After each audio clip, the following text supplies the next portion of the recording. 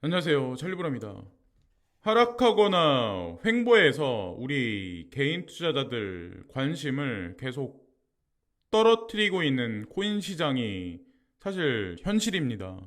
그게 바로 이 구글 트렌드에 이게 그대로 증명돼서 이제 나오는데, 어저께도 이제 제가 말씀드렸다시피 이게 중요하다라고 이제 전 생각하거든요. 이렇게 대중의 관심은 거의 바닥 끝까지 떨어져 있는데, 되게 웃긴 거는 제가 이제 가만히 보니까 이 세력이란 사람들은 이 시장에 지금 현재 OTC, 그러니까 장외거리 시장을 통해서 지금 매집을 하고 있을 수도 있다는 생각을 하거든요. 이게 뭐 확실하진 않지만 몇몇 개 뉴스를 보면 지금 장외거래에서 세력이란 사람들은 본인들의 유동성으로 매집을 하고 있구나. 그게 몇 개월 전서부터 사실 지금까지 이루어졌던 일이고, 자, 우리가 모르는 그런 뉴스들도 아마 되게 많을 거라고 이제 전 생각을 하거든요. 어쨌건 지금 현재 이러니까 이럴 때 떠나야 될까요? 아니면 오히려 지금 반대로 행위를 해야 될까요? 라는 생각을 하거든요. 그거를 이제 시작으로 해서 오늘 영상에 이제 들어가겠습니다. 자, 이제 제도권 수용이 된다 점진적으로 저는 이제 이렇게 확신을 하는데, 보시면 4급 이상 고위공무원 9월 1일까지 가상자산 신고 의무화. 오늘 29일 날이잖아요. 8월. 며칠 안 남았어요.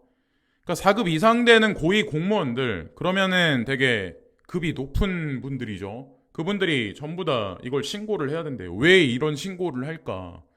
예? 이거 한번 생각을 해보셨나요, 여러분들? 왜 이런 신고를 할까? 응? 제도권 수용에 관해서 얼마 안 남았다는 얘기죠. 그리고 또 하나 중요한 게 2024년에 세 개의 중요한 선거가 있습니다. 이거는 한국 얘기, 이거는 미국 얘기입니다. 이거는 대만 얘기.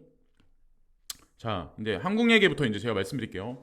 고위 공직자 4급 이상 공무원들 가상자산 몇 개 가지고 있는지 신청을 해라. 그러면 그게 이제 국세청에서 그거를 보겠죠. 면밀히 보겠죠. 또 하나 중요한 건 아직까지 4월 선거까지 시간이 남았어요. 그러니까 선거가 있으면 공약을 분명히 내세울 거고, 본인이 어디에 뭐 무슨 아파트가 있다, 어떤 자산이 있다, 이런 걸 아마 공표를 할 겁니다. 어느 시점에.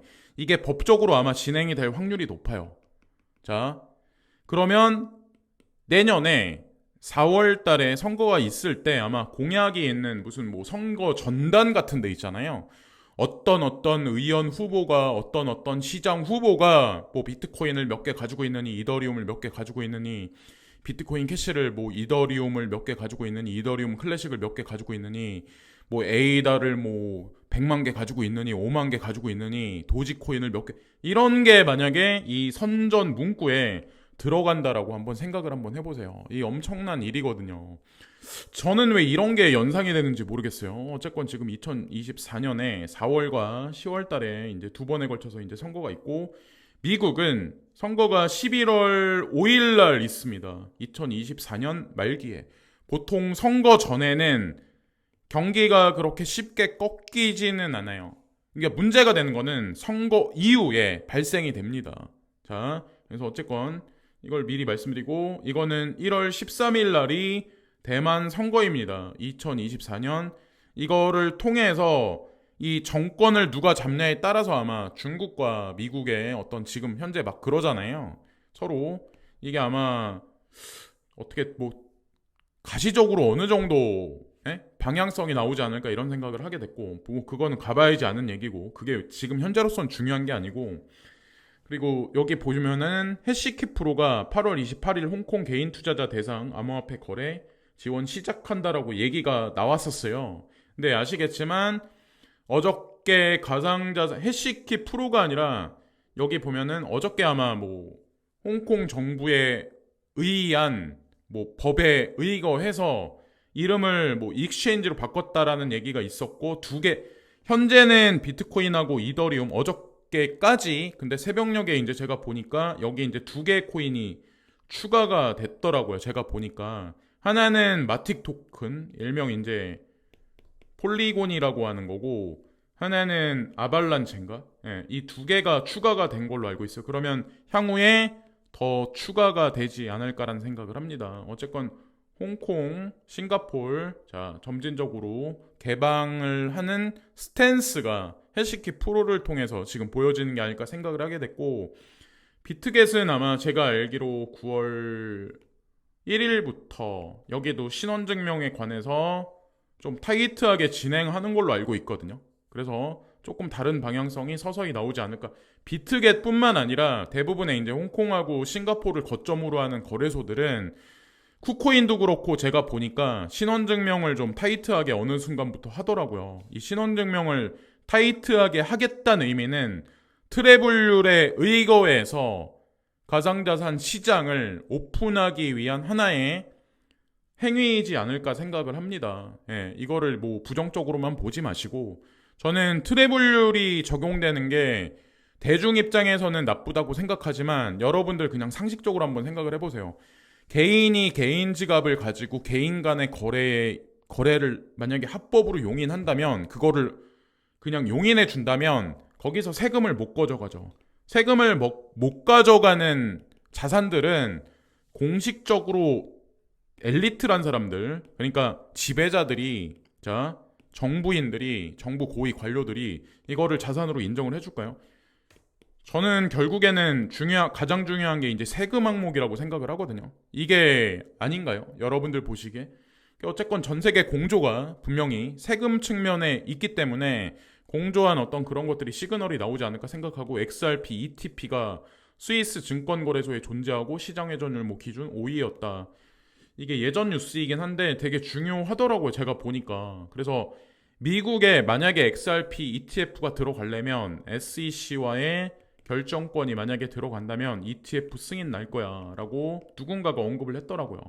아시겠지만 지금 우리는 비트코인만 가지고 ETF를 막 떠들고 있어요. 근데 중요한 거는 비트코인을 필두로 해서 이더리움, 그 다음에 BCH, LTC, 예, 순서적으로 아마 거기다가 ETC라든가 뭐 이더리움 클래식이라든가 뭐 이런 것들이 제가 개인적인 기준에서는 향후에 이제 ETF 승인 가능성이 높은 코인들이 아닐까 생각을 합니다. 그 이후에 추후에도 다른 코인들도 ETF 현물에 관해서, 선물이나 뭐 옵션에 관해서 그런 것들이 뭐 얘기가 이제 속속들이 나오겠죠. 그래서 여기 식스 스위스 익스체인지 거래소에 이제 홈페이지에 가면 여기에는 주로 ETN, ETP, 그러니까 ETF는 아니지만 그것과 비슷한 파생 상품들 세 가지를 제가 보니까 이제 거래를 하더라고요. 거기서 이제 핵심이 누구냐면, 제품 제공자 중에 핵심이 누구냐면 여기에요. 21쉐어스.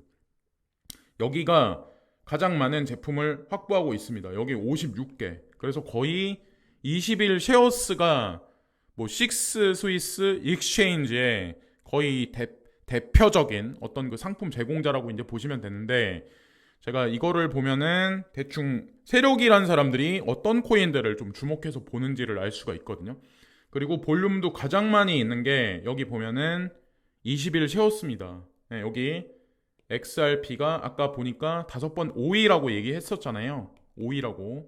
어쨌건 SEC는 지금 뭐 명확한 판결을 내리지 않는 지금 분위기인데, 하물며 그럼에도 불구하고 유로존의 특정 거래소에서는 이런 식으로 거래가 일어나고 있다는 게, 이게 더 중요하게 중심을 잡아야 되지 않을까 생각을 해요. 21쉐어스, 그래서 홈페이지에 가면 검증이 어느 정도 됐기 때문에 저는 이 사람들이 상품으로 출시하지 않았을까 생각하거든요. 여기 에이다도 이제 사람들이 지금 많이 실망을 하고 아마 포기를 많이 할 텐데, 제가 봤을 때는 앞길이 창창한 것 같은데, 괜찮은 것 같은데. 그리고 여기 아베, 그리고 비트코인 캐시, BNB도 뭐 증권성 시비에 말려서 뭐 상폐되느니 이런 얘기들을 이제 서슴없이 하는 사람들도 있어요. 근데 절대 문제 없습니다. 자, 폴카닷, 팬텀, 알고랜드, 자, 이런 코인들, 뭐 솔라나, 스택스, 코스모스, 유니스왑, 아발란체, 스텔라 루멘, 리플코인, 테조스, 뭐 이더리움, 뭐 이러네요. 예. 그리고 체인링크, 디센트럴랜드, 폴리곤, 샌드박스 등등. 예, 여기 뭐 이외에도 괜찮은 코인이 많지만 어쨌건 이 사람들은 뭐 이거를 많이 눈여겨보고 있다. 그리고 솔라나가 연말에 10월 30일부터 11월 3일까지 거대 컴퍼런 행사를 진행하는 것 같더라고요. 제가 보니까 여기 브레이크 포인트라고 해가지고 이 제목으로 이제 진행을 하는데 이때쯤 되면 아마 FTX 2.0에 관해서 가시적으로 어느 정도 시장에 반영이 나오지 않을까 생각을 하거든요. 이때쯤 가면은 아직까지 시간차가 좀 있긴 하지만 어쨌건 뭐 지켜봅시다. 우리가 알고 있는 사실로는 FTX는 가시 FTX 1.0을 파괴하고 2.0으로 다시 오픈하려고 지금 준비를 하고 있다라고 우리가 대중한테 던져진 기사만 보면 우리가 알고 있잖아요. 그 사실을.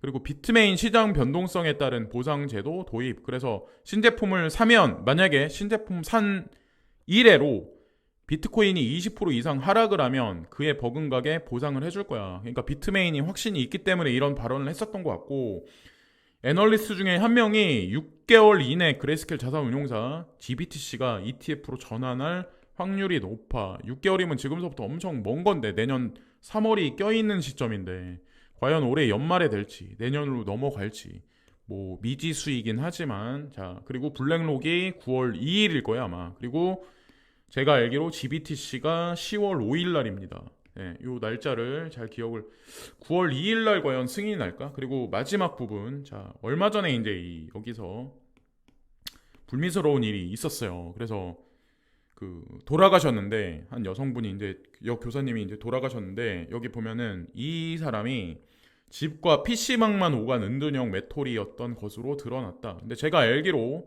요즘에 이런 분들이 되게 많은 걸로 알고 있어요. 그러니까 뭐 생산적인 뭔가 활동을 한다고 하더라도 내가 인정 못 받는 것 같고 보수도 적은 것 같고 그러니까 아무 경험도 안 쌓는 그런 분들이 되게 많은데 이게 나중에 인생을 되게 긴 프레임으로 봤을 때는 본인만 손해거든요. 나는 가만히 있는데 어차피 시간은 흘러가요. 그래서 최소한 아무리 적은 경험이라도 제가 봤을 때는 용기를 내서 하루에 4시간이라도 어디 가서 일을 한다거나 이래서 사회하고 단절된 거를 파괴를 시켜야지 한 번 나가지 않으면 이게 나중에 되게 접근하기가 쉽지가 않거든요. 사회생활하기가. 이게 1년이 가고 2년은 넘어가면 나중에 내가 이쪽으로 못 넘어가요. 그럼 그게 쌓이고 쌓이다 보면 결국 이렇게 될 수도 있다는 거죠.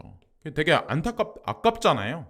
예, 지금 현재 뭐 좋은 게 얼마나 많아요. 경험하고 막 이런 것들이. 그리고 그런 것들이 힘들건 뭐건 간에 다 인생을 길게 보면은 다 도움이 되고 결국에는 도움이 되거든요. 하다못해 갈비집 가서 뭐 불판 닦는 거라든가 뭐 쿠팡에서 뭐 힘들게 뭔가를 나른다든가 뭐 음식 서빙을 한다던가 저는 그게 다 경험이라고 생각하거든요. 좋은 것만 찾고 이런 거보다는.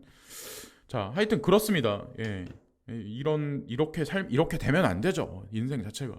자, 여기까지 말씀드리면서 오늘 방송을 마치겠습니다. 그래서 뭐 불안한 시장인 거는 분명하고, 예. 뭐 결론이 아직 안 나이, 뭐 애매모호한 상황에서 계속 이렇게 오락가락하게 그런 시장인 건 분명한데 결론은 분명히 날 거예요. 예. 지금 힘들어서 이제 떠나시는 분들도 있는데 뭐 그거는 그분들의 선택이고 남아 계신 분들은 분명히 여러분들이 원하시는 그 정도 수익을 분명히 얻으실 거라고 저는 생각을 합니다. 자, 오늘도 희망을 말씀드리면서 방송을 마치겠습니다. 오늘도 활기찬 하루 되시고 오늘도 승리하시는 하루 되세요, 여러분. 감사합니다.